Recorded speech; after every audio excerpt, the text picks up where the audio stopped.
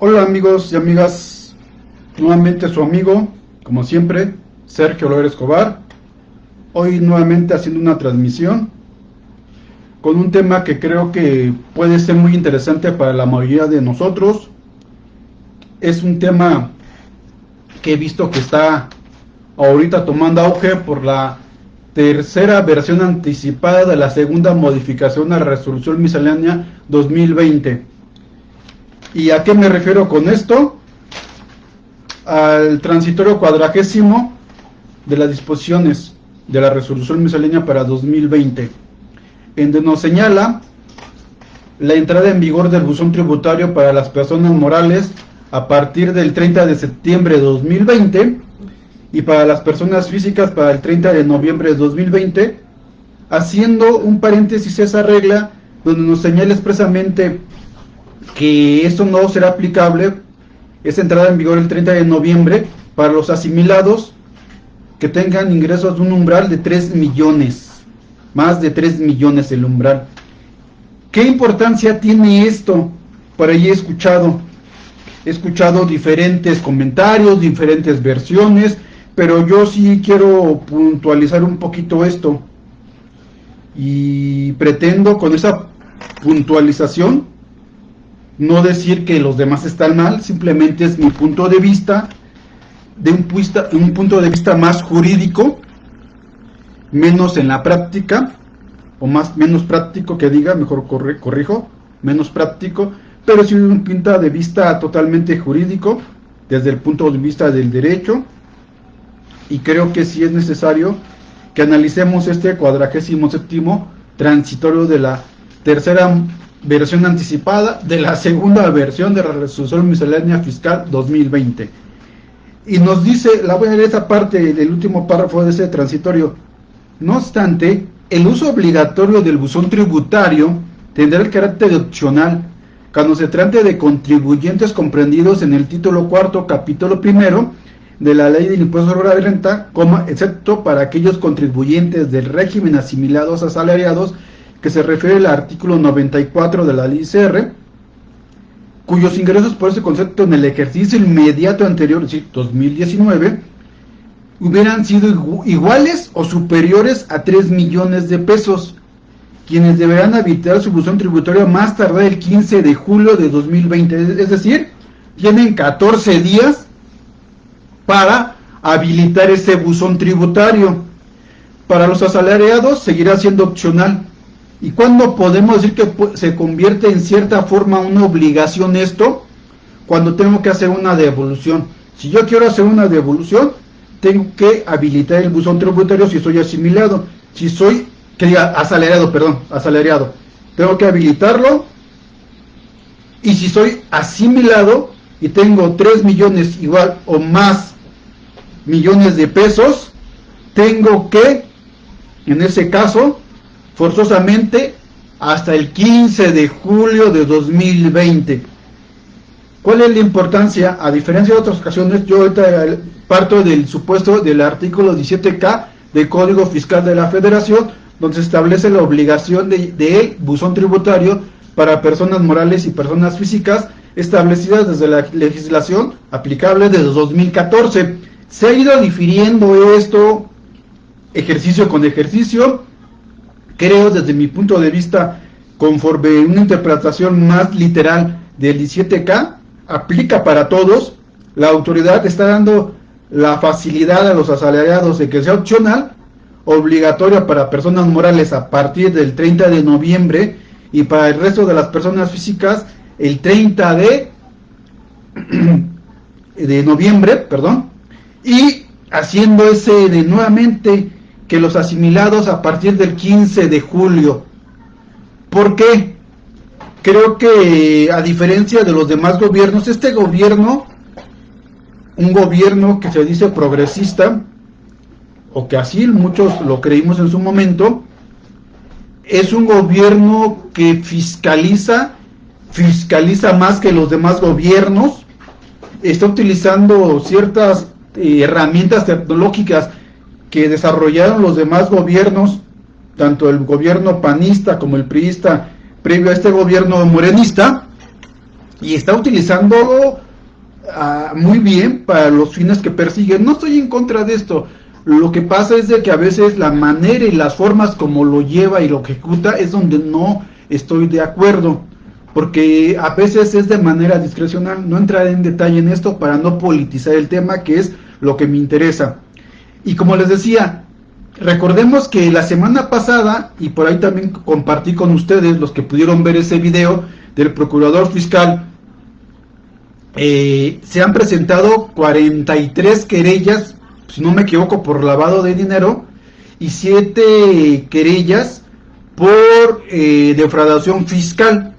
Y también ya lo dijo el procurador, van contra aquellos esquemas de asimilados, y van amarrando con ese transitorio 47º de esta versión anticipada, la tercera, para ir tratando de ir acotando los esquemas de simulación y de los esquemas fraudulentos que por años y años, sexenio tras sexenio, se vendían, coludidos gente del SAT, gente del IMSS, gente de los despachos, contadores, abogados, y acoto y aclaro, algunos, no todos, algunos que les gusta la riqueza mala vida, la riqueza generada ilícitamente, crearon todo este esquema y crearon todo este tipo de organización, y esto es lo que está buscando el gobierno,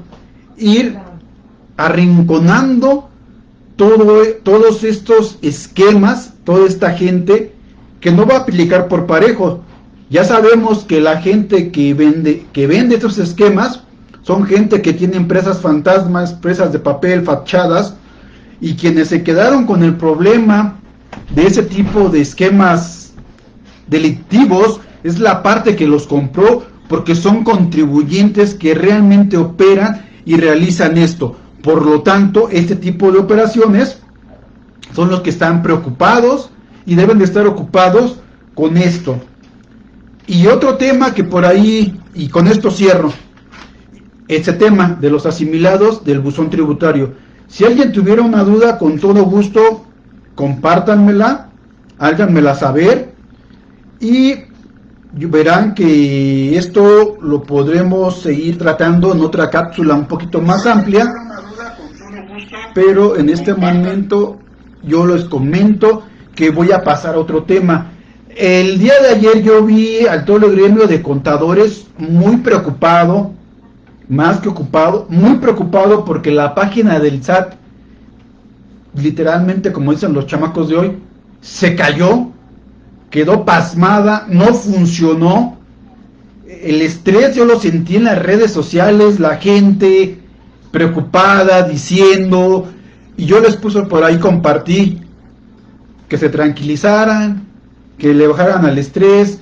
Recordemos que el artículo 73 del Código Fiscal de la Federación establece que cuando una obligación se cumple extemporánea, pero espontáneamente debemos de entender, cuando no es a requerimiento de la autoridad, no hay sanción. Cualquier tipo de obligación formal, no hay sanción. Por lo tanto, si el aviso de cambios en la situación de los accionistas no pudo ser presentado el día de ayer, con toda tranquilidad preséntelo hoy o a la brevedad, y no va a haber sanción y va a tener validez, que es lo que nos interesa. Por ahí también leía y comentaba y escuchaba que muchos fundamentaban en el artículo 79 de las infracciones, fracción tercera, establecido en el Código Fiscal de la Federación. Ahí yo difiero un poco, porque sí es cierto, en el artículo 79, fracción tercera, señala que quienes no presenten los avisos al registro, así está, léanlo, ese artículo 79 de código, esa parte allí queda, que no presenten avisos al registro. Aquí está, este artículo 79, fracción tercera, está violentando el principio de legalidad en su vertiente de seguridad jurídica, tipicidad y taxatividad. ¿Por qué digo esto? Porque dice registro, que no presente avisos al registro. ¿Qué registro? ¿Al registro público de la propiedad? ¿Al registro nacional de vehículos? al registro de derechos de autor, al registro federal de contribuyentes.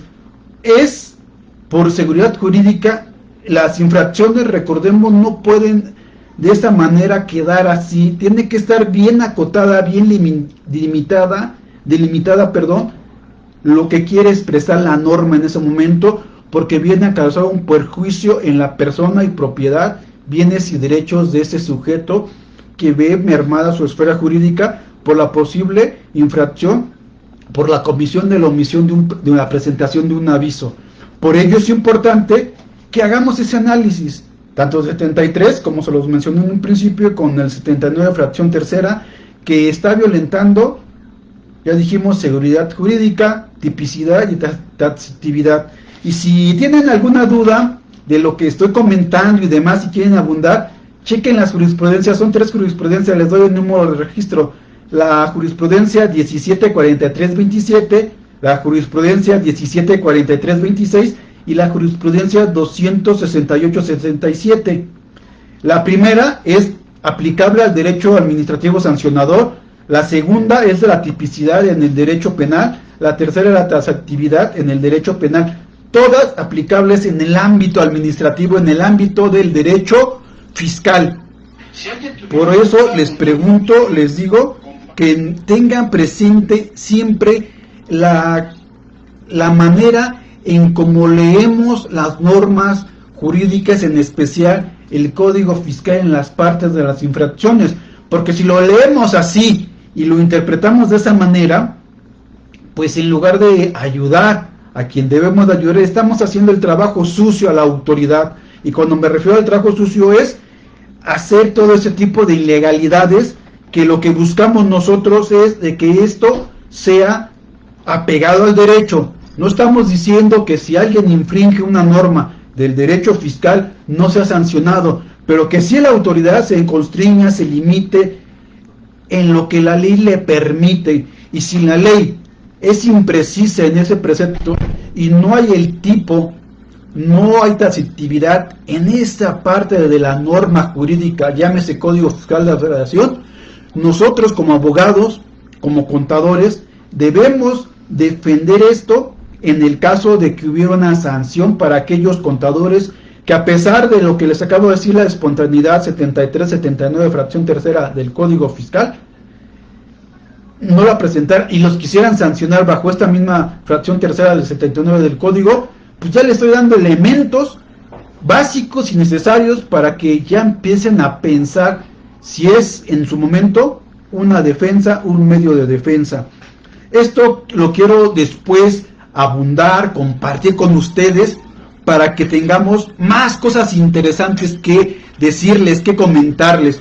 Hay muchos temas que quedan en el tintero, plataformas digitales, por ahí lo comentaba a los youtubers que decía que no debe haber retención para ellos en plataformas digitales. Ya me estoy saltando otro tema. Hay tantas dudas en esto de las plataformas digitales, pero espero tener el tiempo para poder abundar todo esto. Si te interesa algún tema en particular, a ti contador, a ti administrador, a ti contribuyente que me estás viendo y escuchando en este momento, házmelo llegar por este medio y con gusto realizaré una charla de ese tema, una charla concreta, precisa, corta y breve, para que tú tengas los elementos de lo que tú me estés preguntando y lo podamos llevar en esa charla amena, en lo que yo he denominado charlas de café de Emporio Legal y Fiscal en mi canal de Facebook. Bueno, amigos y amigas, su amigo servidor se despide. Espero que les haya servido esta breve charla. Pronto nos veremos y les recuerdo, algún tema, duda, pregunta que tengan, háganmela llevar por este medio. Gracias. Ya.